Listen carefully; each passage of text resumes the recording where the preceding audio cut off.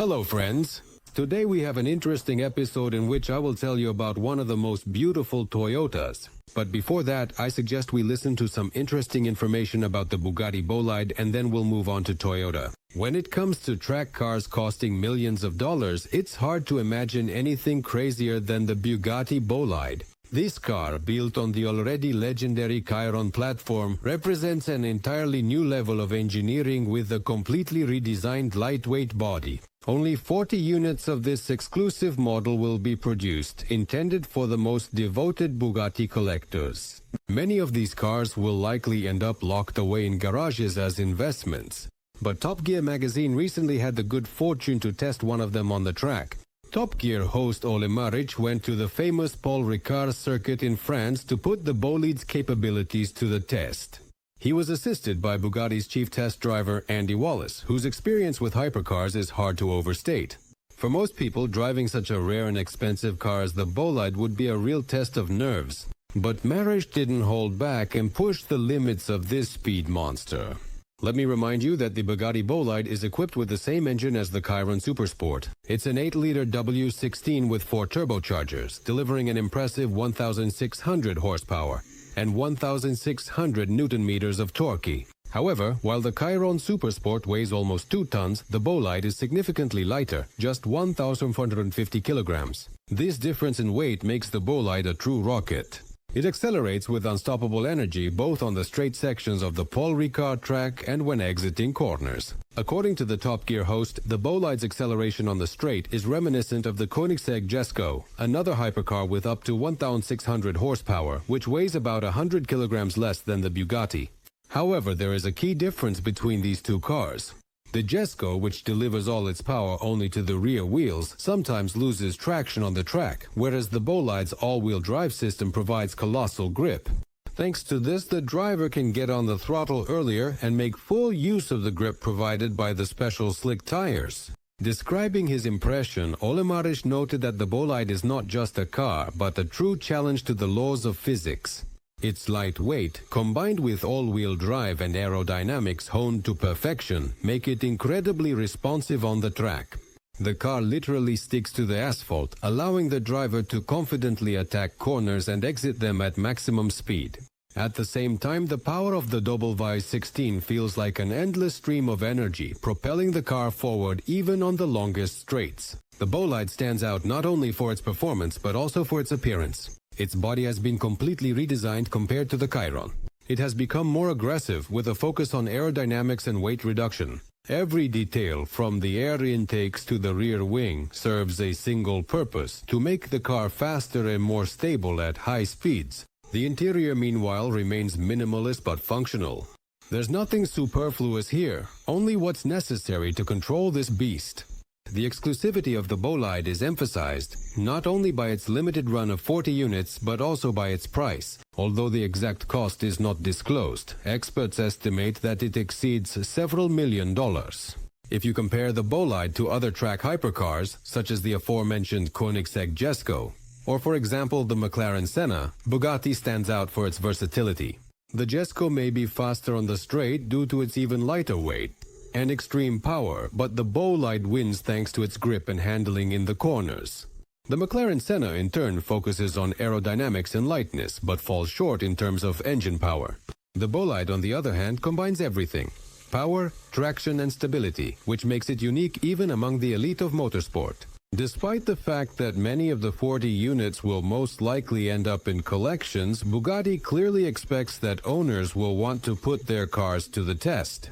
The Track Day program is not just a marketing ploy, but a way to breathe life into a project that was originally created as the embodiment of speed and a passion for driving. The Bugatti Bolide is a car that pushes the boundaries of what is possible.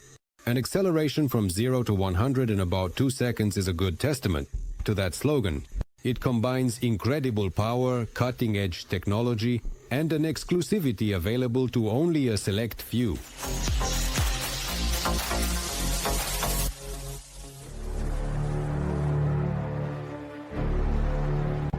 Toyota has finally unveiled the Crown Estate for the international market, and this comes more than a year after the debut of the nearly identical Crown Signa model in North America.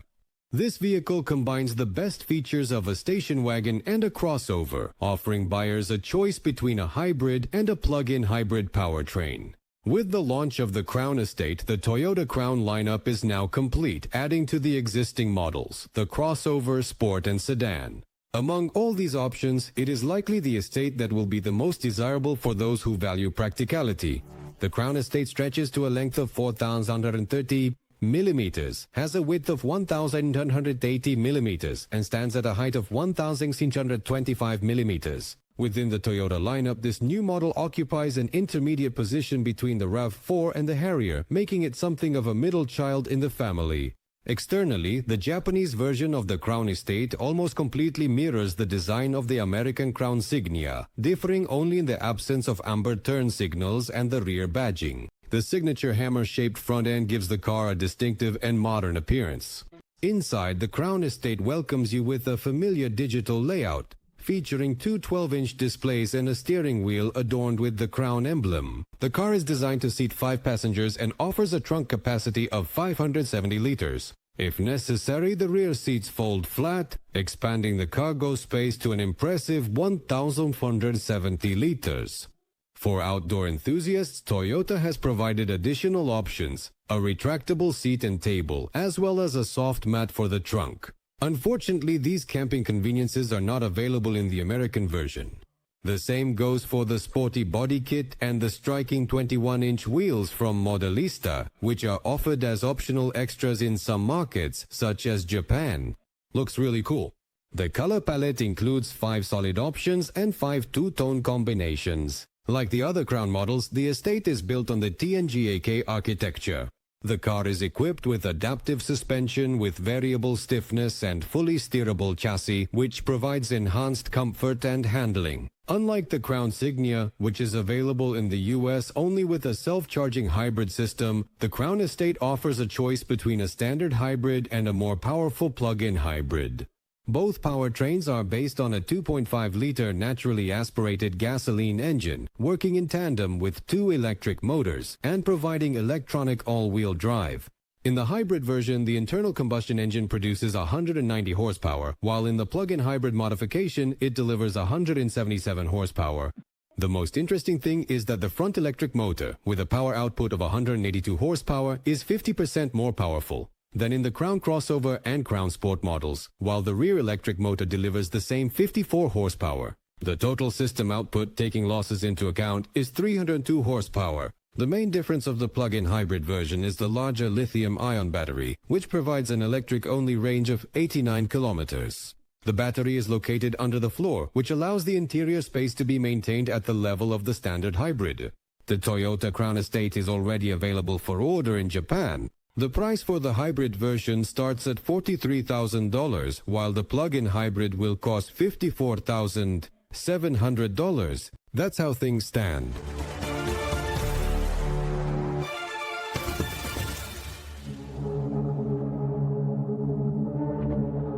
Lynx Motors has announced the launch of an ambitious project, the creation of a road-legal version of the legendary Ford Motec Concept GT1 race car, which participated in the Le Mans races.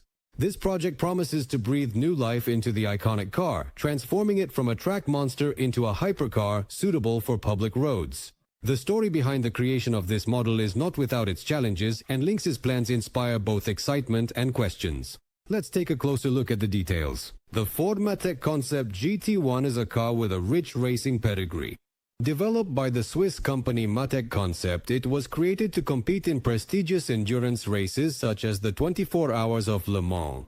However, Motec's fate turned out to be unfortunate. The company went bankrupt, leaving behind valuable assets including the first-generation GT1 chassis. It was these very chassis that caught the attention of Lynx Motors, an American company aiming to carve out its own niche in the world of supercars. The Americans acquired Motec Concept's assets and decided to breathe new life into the project by adapting the race car for use on public roads. To bring this plan to life, Lynx partnered with Graham Rahal Performance, a company based in Zionsville, Indiana. Together, they intend to release a limited series of 28 cars. Lynx Motors has yet to reveal all the details, but has already shared some information that gives us an idea of what this hypercar will be like. The road version of the GT1 will retain the spirit of its racing predecessor, but will receive a number of upgrades. The car will feature a wider track, which will improve stability on the road. The body is made of carbon fiber, ensuring reduced weight and high strength. Aerodynamic improvements include a massive front splitter, side canards, and a large rear wing, features that can be seen in the published photos. At the heart of the hypercar will be a turbocharged V8 engine producing 1,217 horsepower. The transmission is a 6-speed manual from Ricardo, which will delight enthusiasts of classic driving. Little is known about the interior, but the renderings show an updated cabin with modern accents. Inside you can spot a new steering wheel, two-tone upholstery, carbon fiber trim, and apparently a wireless charging pad for smartphones. This suggests that Lynx aims to combine racing aesthetics with minimal comforts for everyday use. All 28 units will be produced in Zionsville, Indiana, at the Graham Performance Facility. We can only hope that the Americans will reveal more details about the project soon, and that the first of the 28 lucky owners will be able to experience this car on the road in the coming years.